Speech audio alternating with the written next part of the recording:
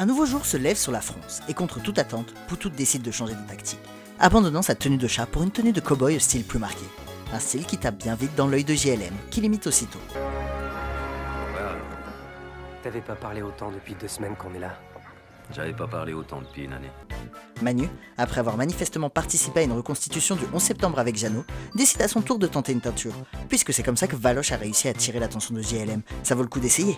Il opte pour un gris plus sobre, et croise les doigts. Valoche, elle, se débarrasse de son bleu républicain, maintenant qu'elle n'en a plus besoin.